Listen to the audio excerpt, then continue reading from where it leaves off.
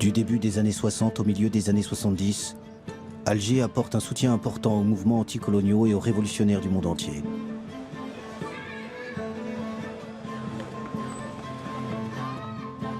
Une fois l'indépendance acquise, après 8 années d'une guerre cruelle, l'Algérie de Ben Bella, puis celle de Boumedienne, sera une terre d'accueil de militants du tiers-monde en lutte contre l'oppression coloniale ou raciale.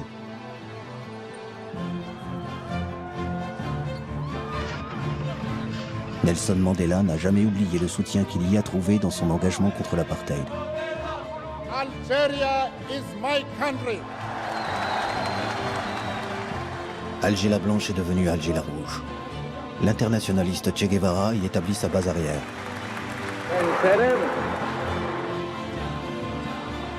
Le leader afro-américain, Eldridge Cleaver, veut en faire le centre de rayonnement international du Black Panther Party.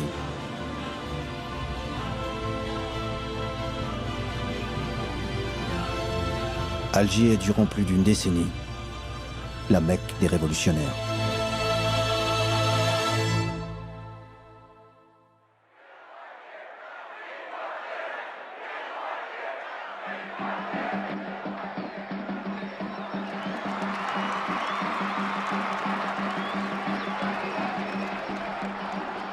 Juillet 1962.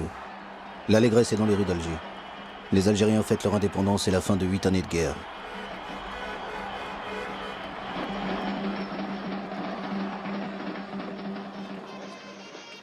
En coulisses, une autre lutte commence. Celle des leaders nationalistes pour le contrôle de cette Algérie indépendante. L'homme fort est Ouari Boumedienne, le chef de l'armée de libération nationale, basé à Oujda au Maroc. Son allié est Ahmed Ben Bella. Ben Bella et Boumedienne rentrent ensemble à Alger. L'austère Boumedienne affiche un large sourire, le pouvoir est acquis, mais pour l'heure, le héros des Algériens est Ben Bella. Ben Bella devient le président de la République et Boumedienne le numéro 2 du gouvernement et surtout ministre de la Défense. L'aura des Algériens dans le monde en Orient et en Occident est grande. L'un des soutiens de la cause algérienne est John Fitzgerald Kennedy, le président des États-Unis. It's a particular source of satisfaction to me to express these words of greeting to our friends in Algeria, because I recall speaking some years ago in the Senate of the United States on behalf of independence for Algeria.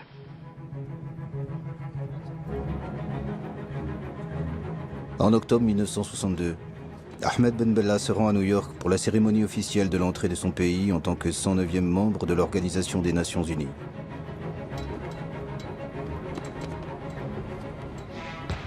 John Fitzgerald Kennedy l'invite à Washington et le reçoit à la Maison-Blanche avec discours de bienvenue et hymnes nationaux.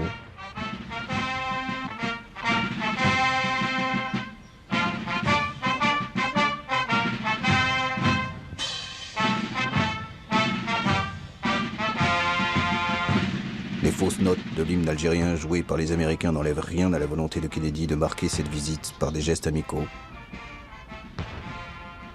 Même la première dame des États-Unis, Jackie Kennedy, et le petit dernier John viennent voir de près le héros algérien du combat pour l'indépendance.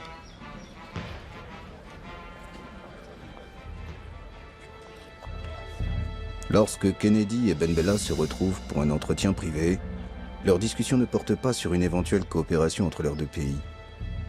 Ben Bella projette de s'envoler directement des États-Unis vers l'île de Cuba dirigée par le révolutionnaire Fidel Castro. Cela déplaît à Kennedy qui cherche à le dissuader. L'île de Fidel Castro est sous blocus des États-Unis. Elle vient d'accueillir sur son territoire, à moins de 150 km du sol américain, des missiles nucléaires de l'Union soviétique. Les deux grandes puissances sont au bord d'une guerre nucléaire.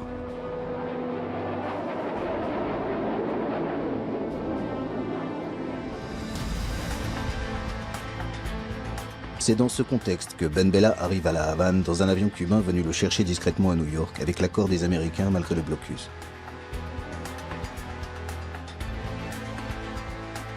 Jouant les Don Quichotte, Ben Bella projetait de faciliter le dialogue entre Cuba et les États-Unis. Mais l'accueil chaleureux de Castro transforme cette visite en un soutien inconditionnel à Cuba.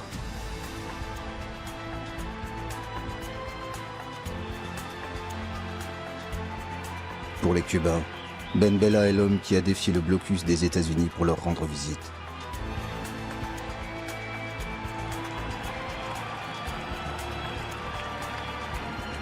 À Cuba, il y a le grand et charismatique Castro, mais il y a aussi son compagnon, le révolutionnaire internationaliste argentin Che Guevara.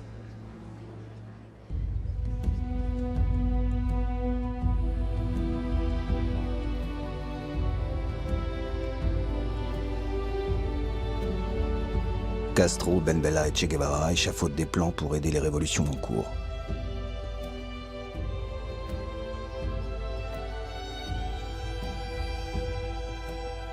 L'Amérique du Sud n'est pas mûre pour un soulèvement. L'Afrique est le maillon faible de l'impérialisme, dit Che Guevara à Ben Bella, qui en est aussi convaincu. Ben Bella sait que l'Algérie peut jouer un rôle important en Afrique. Le mouvement indépendantiste algérien est un modèle, tant sur le plan de la stratégie militaire que pour ses actions diplomatiques sur la scène internationale. L'Afrique de ce début des années 60 est en pleine ébullition. Plus d'une dizaine de pays entament une lutte armée contre le système colonial, l'apartheid ou un pouvoir imposé de l'extérieur.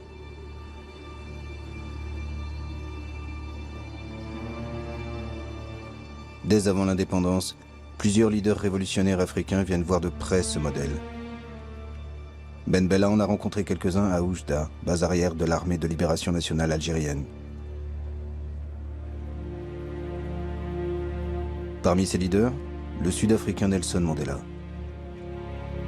Mandela est un militant du Congrès national africain, l'ANC, qui lutte contre la ségrégation raciale de l'apartheid depuis 2 décennies.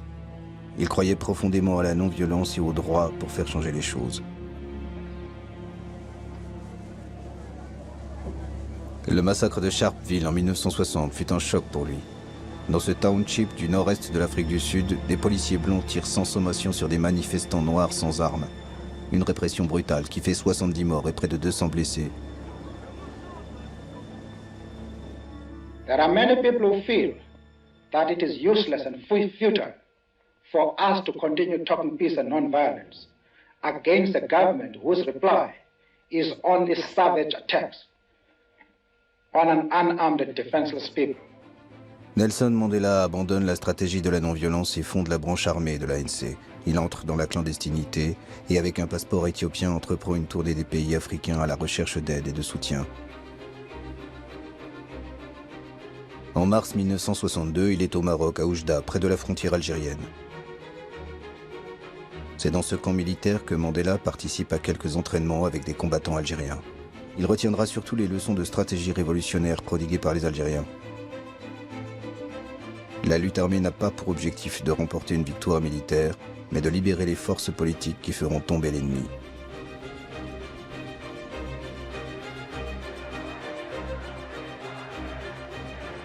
L'été 1962, de retour en Afrique du Sud, Mandela est arrêté. C'est dans une tenue traditionnelle de sa tribu que Mandela se présente devant ses procureurs. Parmi les chefs d'accusation figure son entraînement militaire avec les Algériens.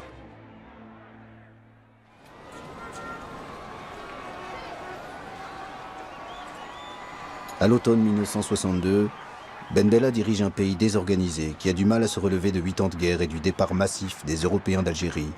Son indépendance acquise, le peuple réclame désormais du travail et des logements.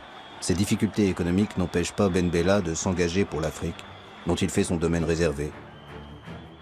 Une revue est dédiée à cette cause, Révolution africaine.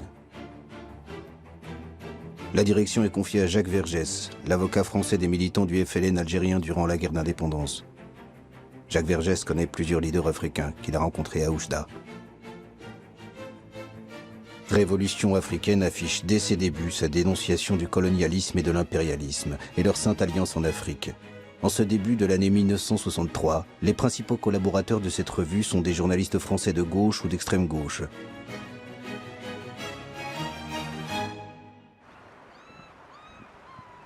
Alger la Blanche devient Alger la Rouge, lieu d'effervescence révolutionnaire permanente. L'Algérie est l'apôtre des territoires encore colonisés ou victimes de l'impérialisme occidental. Quelques mois seulement après son indépendance, l'Algérie ouvre ses portes à tous les damnés de la terre. Les manifestations, les meetings se succèdent pour apporter un soutien aux pays frères africains qui luttent contre la dernière puissance coloniale en Afrique, l'Empire portugais, ou contre l'apartheid. Le sort de l'Algérie indépendante semble dépendre du sort de tous ces combats africains. L'épouvantail de la menace extérieure est agité pour mettre un voile sur les difficultés économiques du pays. Nous devons rester fidèles à ce que nous avons été depuis 7 ans. Et nous pourrions nous trouver isolés, notre propre expérience ici pourrait se trouver menacée de l'extérieur et par la même remise en cause. Nous pensons donc que l'action sur le plan extérieur est le complément naturel d'une véritable action sur le plan interne. Le premier mouvement de libération accueilli à Alger est l'ANC de Nelson Mandela, à qui le gouvernement algérien attribue dès 1963 un bureau en plein centre-ville.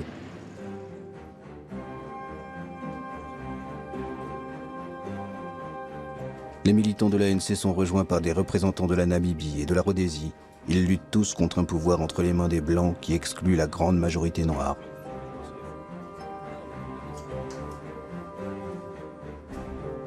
Comment vivez-vous ici? Avec quel argent? Avec quels moyens? Eh bien, c'est grâce à le soutien du gouvernement algérien, le parti. C'est lui qui vous donne de l'argent, qui vous donne les moyens de vivre, qui vous loge? Qui nous loge, donne tout ce que dont nous avons besoin, y compris les billets de voyage pour assister aux conférences internationales, afin de mobiliser l'opinion internationale. L'année suivante, d'autres mouvements de libération africains s'installent dans la capitale algérienne. Le Mozambique est représenté par le Frélimo, la Guinée-Bissau et le Cap-Vert par le PAIGC d'Amilcar Cabral, l'Angola par le MPLA et le FNLA.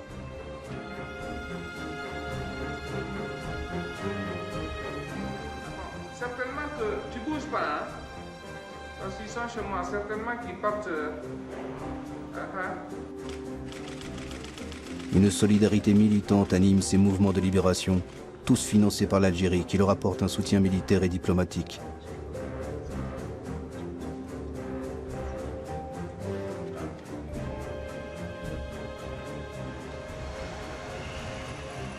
Une belle villa au centre-ville est mise à leur disposition.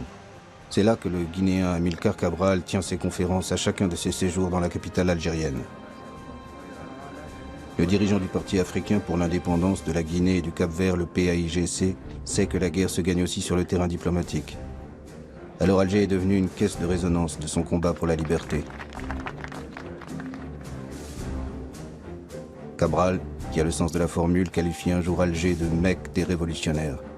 À un journaliste qui lui demande d'expliquer cette formule, Cabral répond « Les musulmans vont en pèlerinage à la Mecque, les chrétiens au Vatican et les mouvements de libération à Alger. »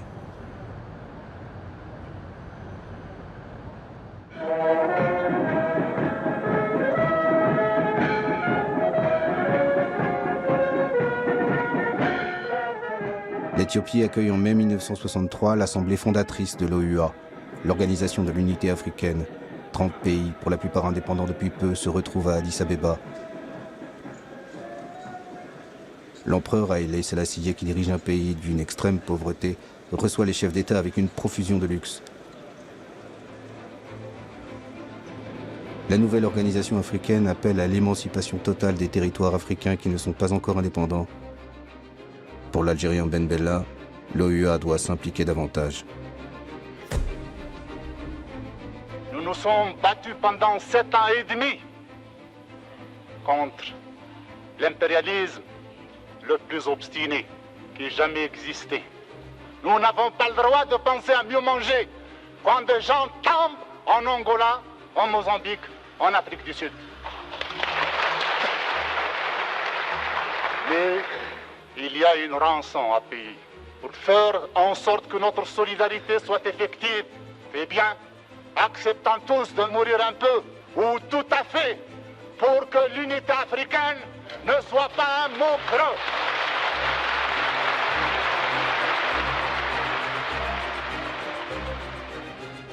Ben Bella, qui affirme disposer de 10 000 volontaires algériens, n'obtient pas la création de bataillons africains pour venir en aide au mouvement de libération sur le continent. Mais un comité de coordination pour la libération de l'Afrique est créé. Ses actions militaires seront dirigées par l'ancien maquisard algérien Mokhtar Kerkeb.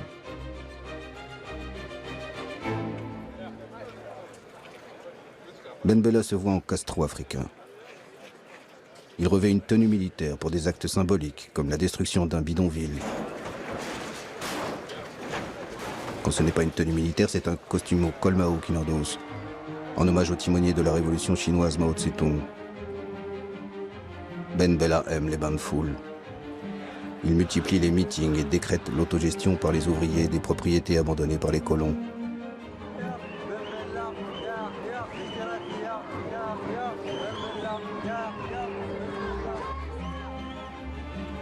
Alger la révolutionnaire se doit d'être exemplaire, donner l'image d'une ville propre, en mobilisant sa population par des slogans, à l'instar de ceux que l'on trouve dans les pays communistes de l'Europe de l'Est. L'option socialiste est engagée, proclame la propagande gouvernementale, mais un socialisme compatible avec la religion, l'islam.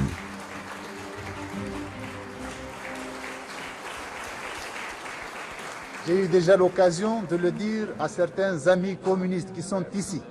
Je voudrais parler très franchement. Pour nous, il est essentiel qu'on nous laisse notre Allah. Et nous sommes prêts à aller plus vite que n'importe quelle révolution socialiste. Ben Bella interdit le Parti communiste algérien au nom de la nécessité de construire un régime de parti unique, le FLN. Mais nombre de ses soutiens sont des communistes, à commencer par Che Guevara, qui effectue son premier séjour à Alger en juillet 1963, à l'occasion du premier anniversaire de l'indépendance algérienne. Sa venue apporte au gouvernement algérien une consécration révolutionnaire. L'icône de la révolution internationale est accueilli comme un messie qui prodigue ses conseils sur la planification socialiste. Vive la République algérienne démocratique et populaire et son gouvernement révolutionnaire.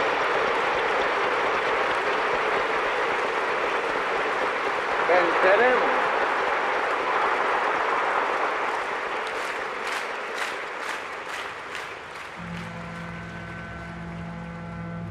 L'autre grand ami de Ben Bella est le leader du monde arabe, Gamal Abdel Nasser, le président égyptien, qui arrive sur un bateau baptisé El Houria, la liberté. Les deux hommes se connaissent depuis les années 50, lorsque Ben Bella était accueilli au Caire durant la guerre d'Algérie. Alger l'africaine est devenue durant quelques jours Alger la ville arabe et réserve un accueil triomphal aux raïs égyptiens. C'est sur un camion de pompiers que s'effectue leur déplacement pour les protéger de la ferveur d'une foule immense.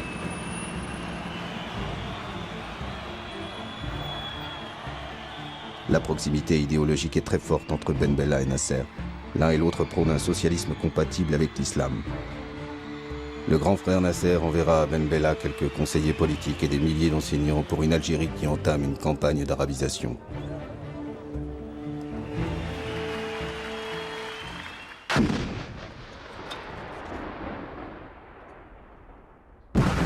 À l'automne 1963, une guerre éclate entre l'Algérie et son voisin marocain qui conteste le tracé de la frontière entre les deux pays dans le sud du Sahara.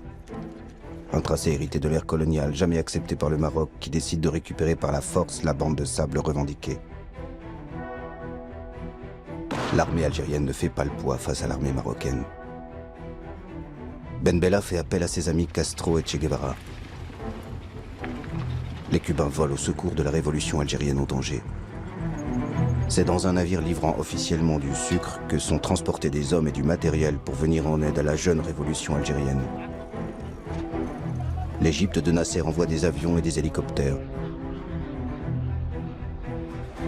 Une guerre des sables qui se termine par un compromis. La zone revendiquée est démilitarisée. Ben Bella et le roi du Maroc Hassan II signent un accord sous l'égide de l'Organisation de l'Unité africaine.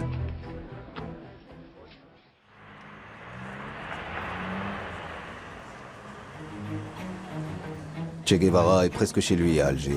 Ses séjours sont de plus en plus longs dans la capitale algérienne. Entre Ben Bella et Che Guevara, la complicité est évidente.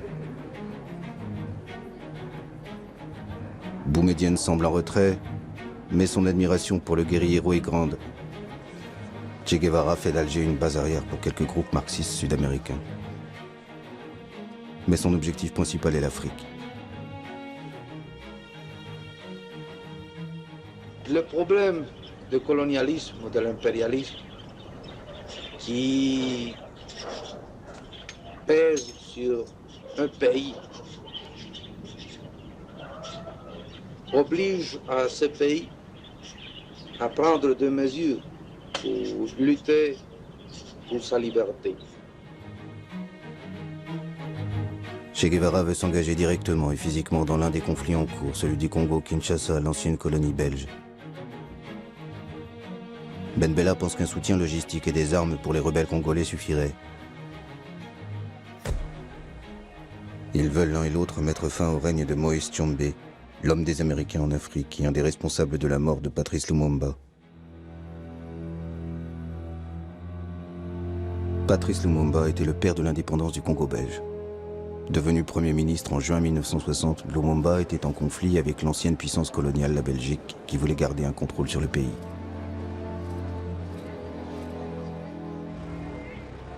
À l'instigation des Belges et des Américains, Patrice Lumumba est arrêté par le colonel Mobutu, chef d'état-major de l'armée. Il est brutalisé sous les yeux de sa femme et de son fils.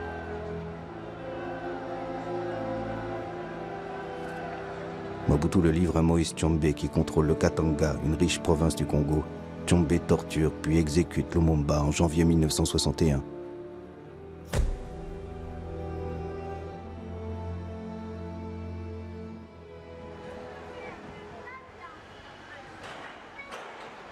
Alger se souvient de Patrice Lumumba, celui qui a payé de sa vie sa soif de liberté pour son peuple. Che Guevara aura aussi son boulevard à titre posthume. Les légendes des deux hommes se croisent dans cette ville d'Alger.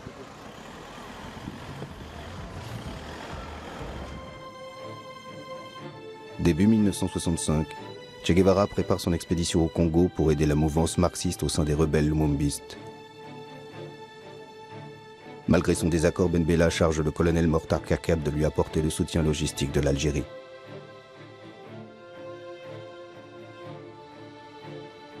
Che Guevara rejoint le maquis congolais en avril avec quelques guérilleros cubains chargés de l'instruction militaire des Congolais. Après quelques mois, cette expédition est un échec. Le Che et ses guérilleros se retirent du Congo et quittent l'Afrique pour d'autres foyers de guérilla en Amérique du Sud.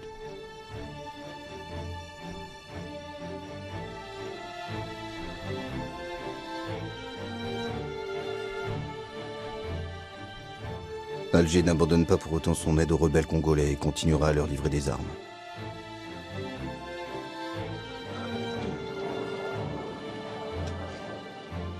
En Angola, où plusieurs mouvements luttent contre le colonialisme portugais, Alger soutient autant le marxiste Agostinho Neto que le pro-occidental Roberto Holden. L'Algérie n'est pas à un paradoxe près. Elle aide un homme largement financé par les Américains qui ne veulent pas que les marxistes prennent un jour le pouvoir en Angola. Avez-vous des contacts personnels avec M. Ben Bella?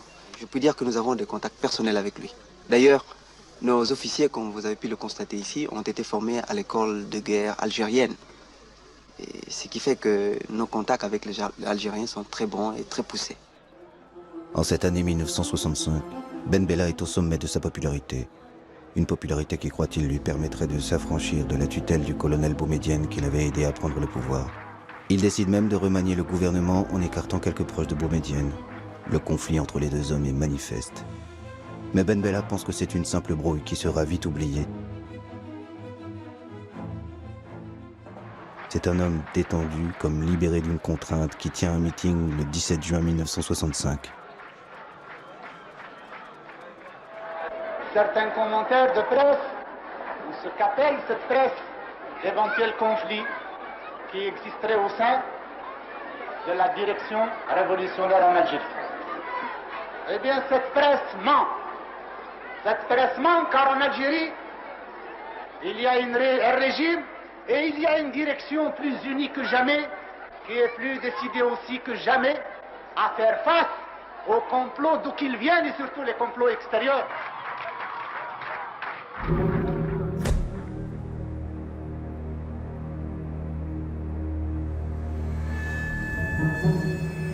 Deux jours plus tard, les Algérois découvrent à l'aube des chars en plein centre-ville. La plupart croient que c'est du cinéma. Depuis quelques semaines, le tournage d'un film sur la guerre d'Algérie a habitué les Algérois à la présence de chars dans les rues de la ville. Peuple algérien, un conseil de la révolution a été créé. C'est par un communiqué diffusé en boucle à la radio que les Algériens apprennent le coup d'État. Ben Bella a été renversé dans la nuit par des hommes qui agissent au nom d'un conseil de la révolution.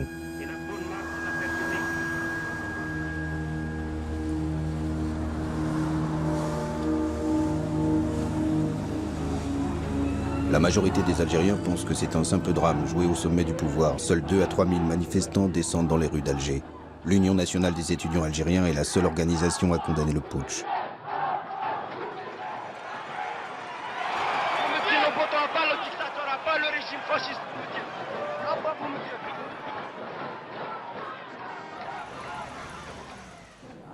Le pouvoir acquis, il reste aux hommes de Boumedienne à faire oublier leur image de putschiste et redorer le blason révolutionnaire de l'Algérie auprès de la presse internationale. Rien n'est changé en Algérie. Quant aux lignes fondamentales, quant aux principes, nous revenons seulement à la source. La source révolutionnaire est sur la base des principes inscrits en lettres de sang au cours de cette année et demie de lutte. Le colonel Boumedienne prend les rênes du pays. Ses hommes de confiance sont Qaïd Ahmed et Abdelaziz Bouteflika, qui étaient tous les deux à ses côtés déjà avant l'indépendance. Boumedienne cumule les fonctions de président du Conseil et de ministre de la Défense, car il sait que l'armée est la véritable détentrice du pouvoir en Algérie, une armée qui sera de mieux en mieux structurée et équipée. Après le coup d'État, le style a changé, mais pas les orientations de politique étrangère. La flamboyance de Ben Bella fait place à la sobriété de Boumedienne. Alger reste fidèle au principe de soutien inconditionnel aux exilés et militants venus de tous les continents. Même les petites organisations comme le Mouvement pour l'autodétermination et l'indépendance de l'archipel des îles Canaries sont aidées par Boumedienne. Le mouvement d'Antonio Cubio mène une campagne internationale contre la domination espagnole du régime franquiste sur les îles Canaries. Sous Boumedienne, Alger continue à être la capitale des révolutionnaires de toutes obédiences. Avant, Moscou était le centre de tous les mouvements révolutionnaires à l'époque. Maintenant, c'est devenu... Enfin, vous savez, il y a un déplacement du centre de gravité. Oui, des centres de gravité révolutionnaires vers le tiers-monde. C'est-à-dire qu'Alger est devenu à peu près cette espèce de... il va jouer le rôle qu'il jouait Moscou à l'époque de l'international ou de la Comintern, si vous voulez. Une espèce de centre de tous les mouvements de libération. L'hospitalité algérienne est sans limite. Près d'une vingtaine d'organisations trouvent refuge à Alger. Mais cette hospitalité n'est pas sans nuance ni hiérarchie. Il y a ceux dont la représentation a rang d'ambassade et sont logés dans les villas de quartiers chics ou dans de beaux appartements du centre-ville. Et ceux qui sont relégués en périphérie et à qui on conseille la discrétion, comme le Front de libération du Québec ou le Front de libération de la Bretagne française.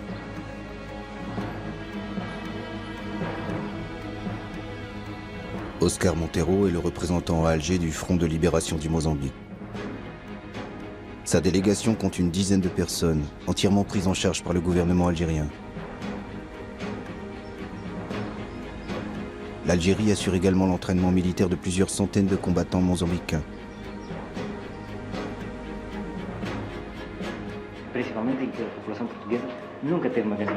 Oscar Montero s'active beaucoup pour le rayonnement international de son organisation. Mais c'est la solidarité avec les autres mouvements de libération qui luttent contre l'empire colonial portugais qui lui paraît essentiel. Il sait que leurs combats sont liés et que la victoire de l'un servira les autres dans la guerre menée contre l'armée portugaise.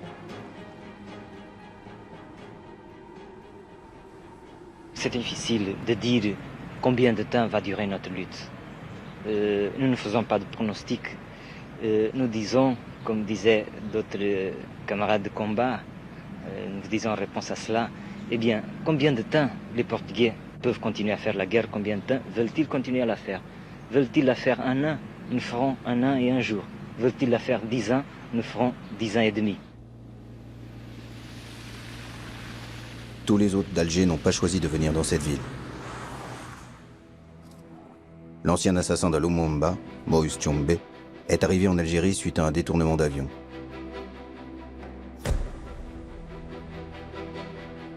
En cette année 1967, Moïse Tchombe était en exil en Espagne. C'est lors d'un voyage que son avion est détourné vers Alger par une de ses relations d'affaires.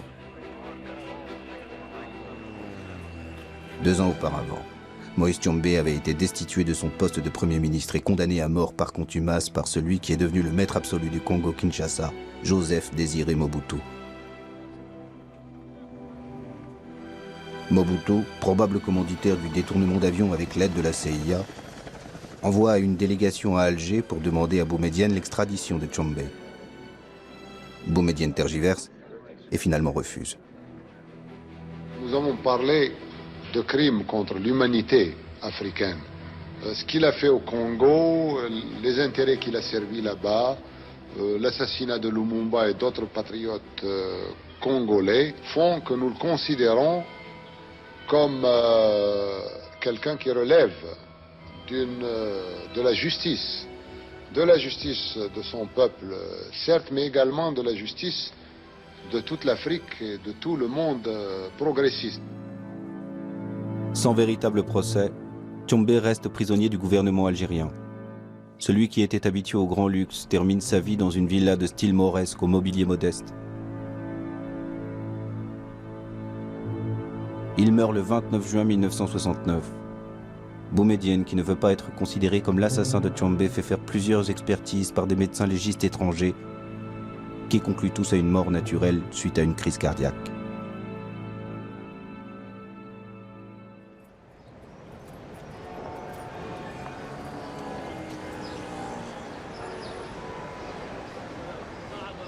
La première représentation de la Palestine en Algérie est celle du Fatah de Yasser Arafat, à laquelle est conféré un rang d'ambassade. Quelques années plus tard, c'est l'OLP regroupant toutes les organisations palestiniennes qui occupent cette belle demeure.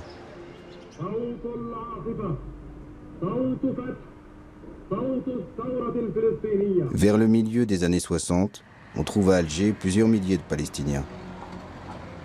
La plupart d'entre eux sont des réfugiés, étudiants ou travaillant pour l'Algérie. Jusqu'en 1967, l'aide algérienne à Yasser Arafat est plus diplomatique que militaire. Seulement quelques centaines de fidaïns palestiniens sont entraînés en Algérie.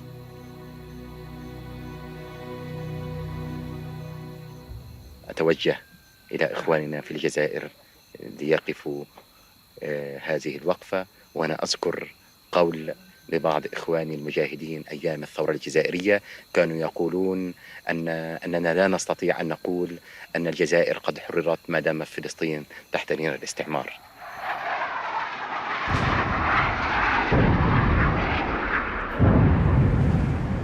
Le 5 juin 1967, Israël attaque ses voisins arabes et détruit le potentiel militaire de 3 pays, l'Égypte, la Syrie et la Jordanie. En moins d'une semaine, l'État hébreu annexe d'importants territoires dont Jérusalem-Est et triple ainsi sa superficie. L'armée égyptienne, la plus importante de la région, est dévastée. Le cessez-le-feu réclamé par l'ONU est accepté par les armées arabes défaites. Une humiliation envahit le monde arabe. À Alger, cette défaite est vécue comme un séisme, malgré l'éloignement du champ de bataille. Les Algériens descendent dans la rue pour réclamer vengeance et poursuite de la guerre. L'impérialisme anglo-américain est pointé du doigt comme responsable et coupable d'avoir armé Israël. Il ne fait aucun doute qu'au Moyen-Orient, l'impérialisme a frappé par instruments interposés. Si nous ajoutons cet élément aux autres éléments africains, peut-être même qui sont passés en Asie ou en Europe, d'autres, nous sommes obligés d'aboutir à la conclusion qu'il y a un plan impérialiste qui est mis en application. Le gouvernement algérien rompt ses relations diplomatiques avec les États-Unis. Les représentations américaines sont attaquées, le centre culturel saccagé. Des volontaires se déclarent prêts à aller au combat aux côtés de leurs frères arabes. Ouari Boumedienne se met au diapason de son peuple et mobilise son armée qu'il envoie en Égypte. Mais l'Égypte n'est pas en état de reprendre le combat. L'armée algérienne reviendra au pays au bout de quelques mois, sans avoir combattu.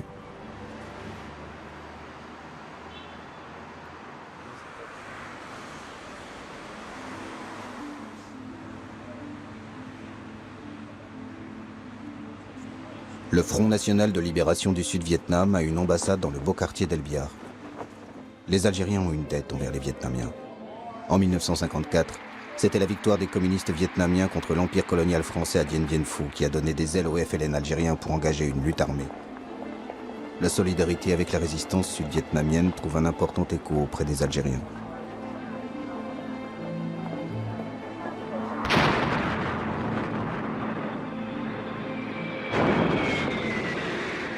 Depuis une dizaine d'années, les États-Unis sont engagés militairement pour imposer un gouvernement au Sud-Vietnam. Les atrocités de cette guerre suscitent une très grande émotion à travers le monde entier. La mobilisation dans les villes américaines rassemble des foules immenses. Chaque jour, les jeunes qui refusent d'aller faire la guerre sont plus nombreux. Les Noirs américains sont les plus hostiles à cette guerre contre un peuple qui ne leur a rien fait.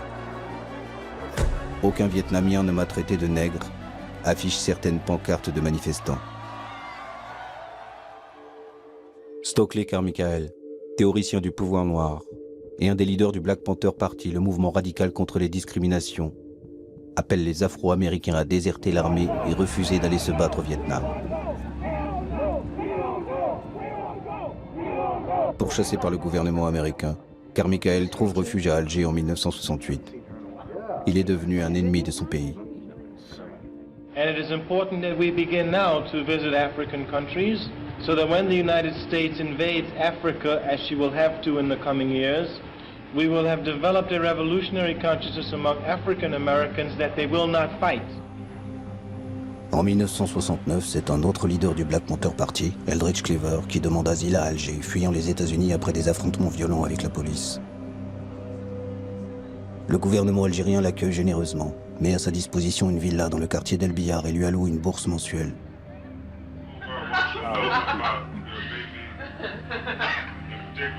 Cleaver s'installe en famille. Avec sa femme Kathleen et d'autres militants qui les ont rejoints, il crée la section internationale des Black Panthers, une sorte d'ambassade du peuple noir d'Amérique, à un moment où les États-Unis n'ont plus de représentation diplomatique à Alger.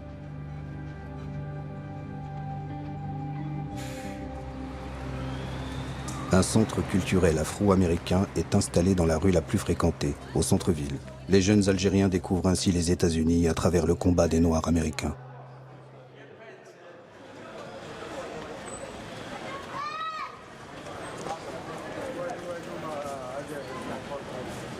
Comme pour tous les révolutionnaires en visite à Alger, le pèlerinage dans le quartier de la Casbah est incontournable pour Eldridge Cleaver.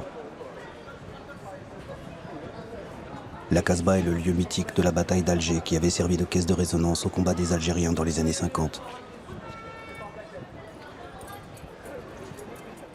Je voudrais savoir aussi quels sont les moyens qu'ils emploient pour parvenir à leur but. What are the means you are employing to reach your... Guns. La force. La force, le fusil. Le fusil. Uniquement le fusil. He asked if it's the only guns. He asked if it's the only guns. And bombs, you know, guns, just like you had to do it here. The way you did it here, with understanding of the problem, with the ideology for liberation, and with fighting men who would put the ideology into practice. Eldridge Cleaver veut créer une armée de libération du peuple afro-américain. Une stratégie radicale à laquelle s'opposent les leaders des Black Panthers restés aux États-Unis. Il découvre à Alger les mouvements de libération africains. Son ambition est de s'inscrire dans l'idéologie panafricaniste qui préconise la solidarité entre les Noirs de par le monde.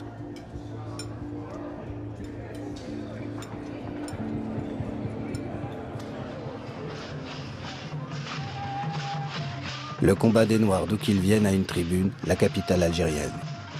Le temps d'un été, Alger est la capitale de l'Afrique, en accueillant le premier festival panafricain.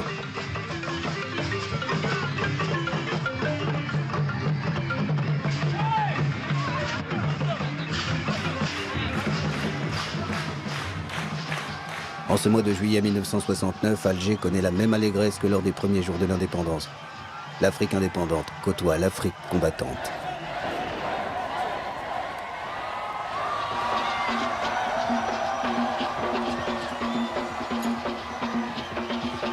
Un brassage de population envahit Alger. La ferveur emporte une jeunesse algérienne qui a soif de liberté. Des femmes dansent seins nus dans les rues de cette ville musulmane. Des scènes qui ne se reproduiront jamais.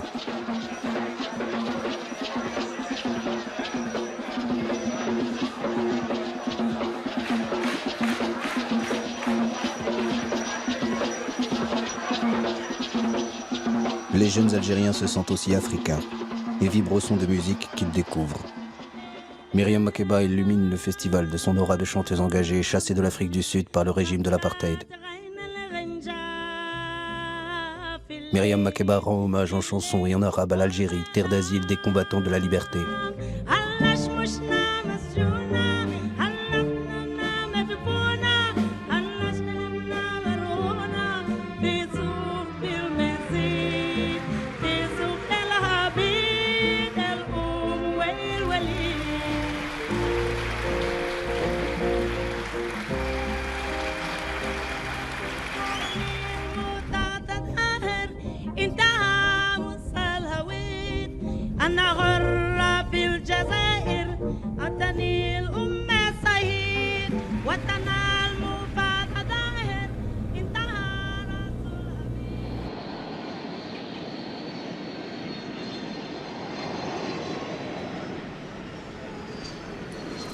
En juin 1970, un avion en provenance de Rio de Janeiro arrive à Alger.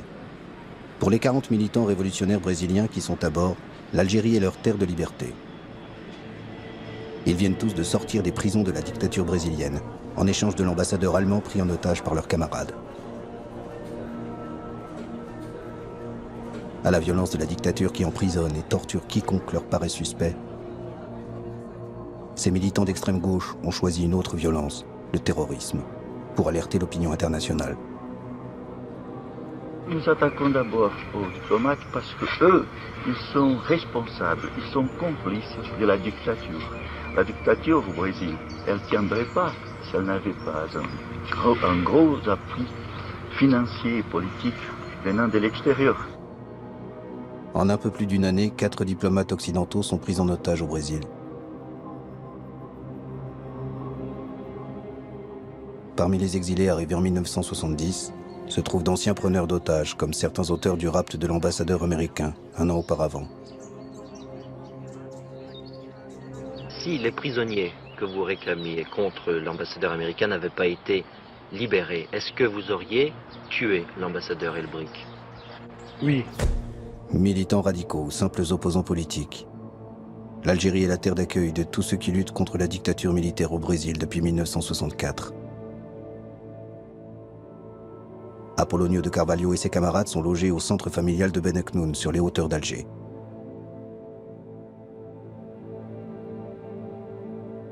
Certains d'entre eux partiront vers d'autres destinations, en Europe ou à Cuba. D'autres resteront dans la capitale algérienne jusqu'à l'amnistie du gouvernement brésilien, qui leur permettra de retourner dans leur pays, en 1979.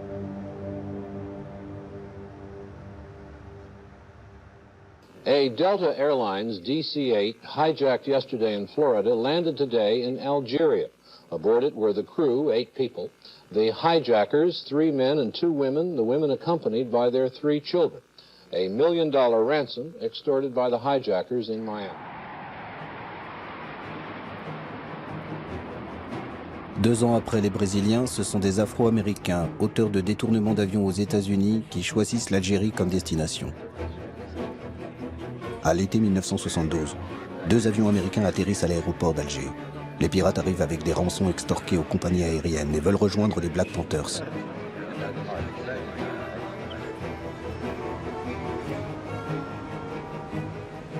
Les autorités algériennes, embarrassées, les emmènent dans un grand hôtel du centre-ville.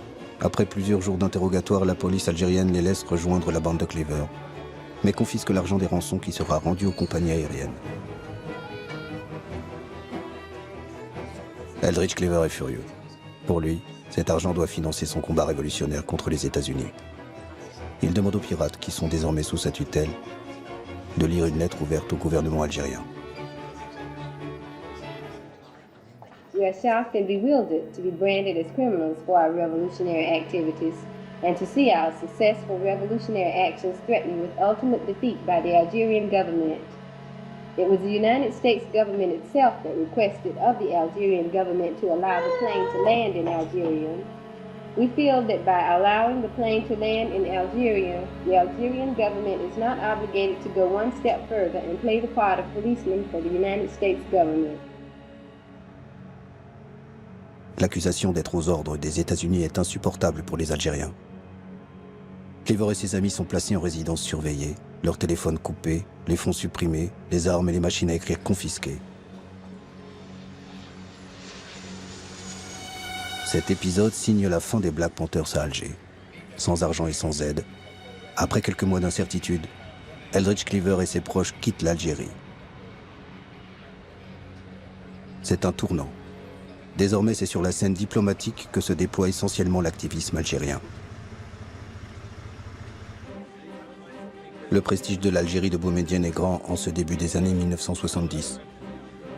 Mais sa solidarité avec tous les damnés de la terre ne peut masquer le sous-développement dont souffre le pays. Il est temps pour l'Algérie de mener le combat qui ouvrira la voie au développement économique. Et cela passe par le contrôle de ses matières premières.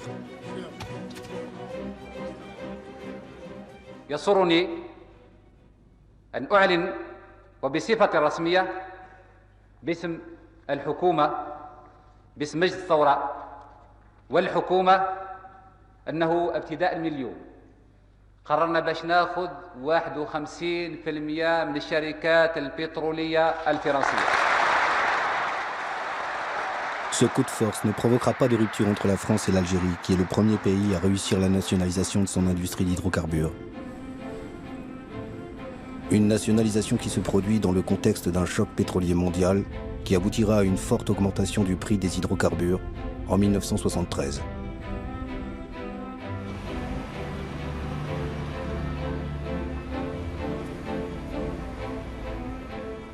Cette même année, Houari Boumedienne accueille à Alger le sommet des non-alignés en leader du tiers-monde. Un tournant pour cette organisation qui prône l'union des pays pauvres contre les pays riches. Pour la première fois, les deux grandes puissances, les États-Unis et l'Union soviétique, sont placés sur un pied d'égalité.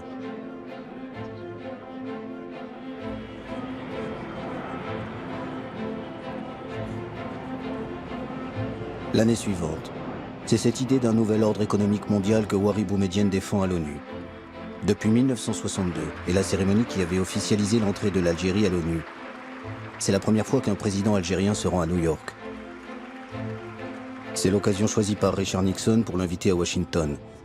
Une rencontre importante pour le président américain qui déroge à la règle en vigueur: ne jamais recevoir à la Maison-Blanche le chef d'État d'un pays avec lequel les États-Unis n'ont pas de relations diplomatiques.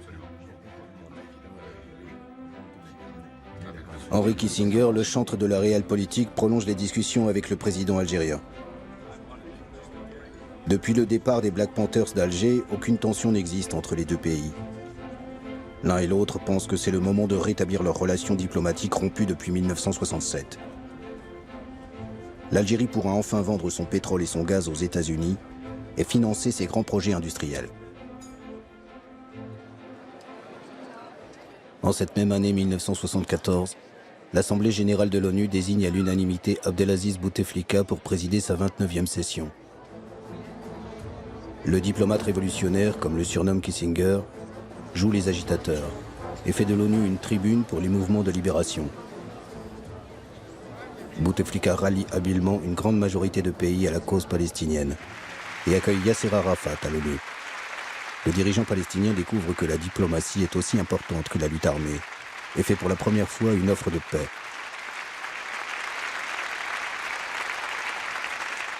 لقد جئتكم يا سيادة الرئيس بغصن الزيتون في يدي وببندقية الثائر في يدي فلا تسقط الغصن الأخضر من يدي لا تسقط الغصن الأخضر من يدي لا تسقط الغصن الأخضر من يدي.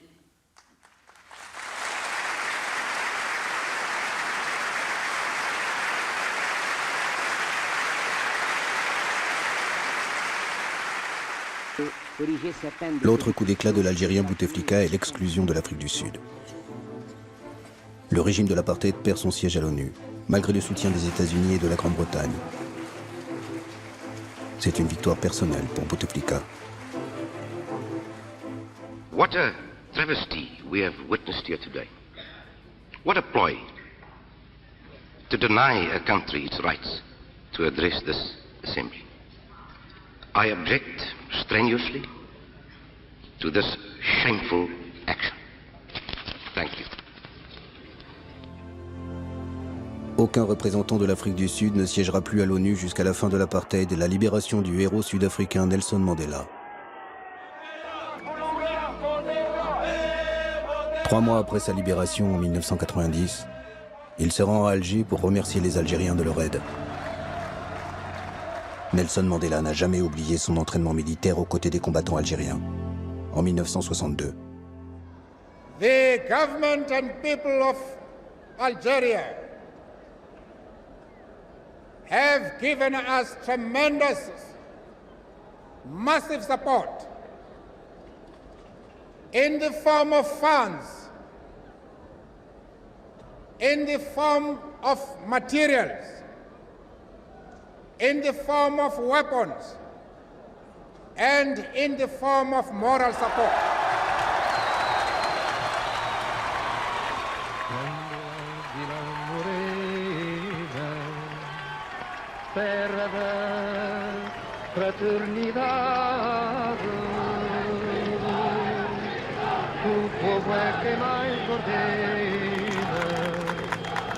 Le Portugal, dirigé jusque-là par un régime fasciste, devient une terre de fraternité au cours de cette année 1974. Des officiers opposés à la guerre coloniale menée par leur pays depuis une quinzaine d'années prennent le pouvoir à Lisbonne. Qu'est-ce que vous pensez des mouvements de libération africains? Moi, de ma part, je suppose qu'ils ont le droit à la liberté, comme l'Algérie, quoi. Parce qu'ils auront le droit à la liberté, ils sont dans leur pays. C'est où, quoi, c'est pas nous. Le peuple portugais apporte un immense soutien à ce putsch militaire, d'autant que le pouvoir est très vite transféré aux mains des civils. L'un des hommes qui incarne ce pouvoir est le socialiste Mário Soares, qui devient ministre des Affaires étrangères. La révolution des œillets ouvre la voie aux indépendances des colonies. Les négociations avec les mouvements de libération peuvent enfin commencer. Le premier accord de paix est signé dans la capitale algérienne entre Mário Soares et Pedro Pires, le représentant du Parti africain pour l'indépendance de la Guinée et du Cap-Vert. Le grand absent à Alger en ce mois d'août 1974 est le leader historique guinéen Amilcar Cabral, assassiné à Conakry 1 an plus tôt par des membres de son parti.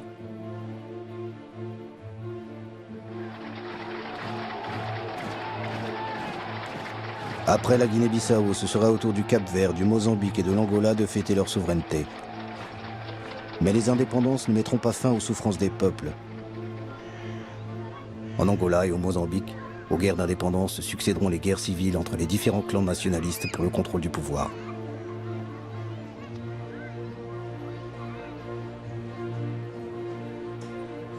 Ouari Boumedienne, qui avait pris le pouvoir par un putsch militaire, est au sommet de sa popularité en ce milieu des années 1970. Il incarne le prestige de cette Algérie rebelle qui tient tête aux grandes puissances et apporte son soutien à ceux qui luttent pour leur liberté et leur indépendance. Un pays tiraillé entre un idéal révolutionnaire hérité de sa guerre de libération et les exigences d'un peuple avide de progrès économique et de liberté démocratique. L'Algérie change, mais elle continuera à être pendant encore quelques années une destination privilégiée des pirates de l'air et preneurs d'otages. Ainsi, le terroriste Carlos choisira Alger en décembre 1975 pour libérer les ministres de l'Organisation des pays exportateurs du pétrole, pris en otage à Vienne en Autriche. C'est le cas également des militants de l'armée rouge japonaise qui détourneront un avion en octobre 1977 pour faire libérer 6 de leurs camarades. Dans les deux cas, le gouvernement algérien justifiera l'asile donné aux terroristes par des raisons humanitaires. La vie des otages contre la liberté garantie aux terroristes. Un accord que le ministre algérien des Affaires étrangères Abdelaziz Bouteflika respectera scrupuleusement. Pour les Algériens, leur fierté est d'avoir accueilli ceux qui ont lutté contre le système colonial, le racisme et les gouvernements réactionnaires en Afrique.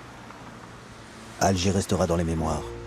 Elle aura été durant plus d'une décennie la Mecque des révolutionnaires.